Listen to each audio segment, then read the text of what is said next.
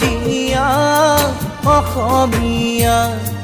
ৰজা ঘৰিয়াকো জনা দেশ লাগে ৰাজপাত বিচাৰি আলহীক নেৰে মাটি ঘৰ পথাৰ তোলানে খায়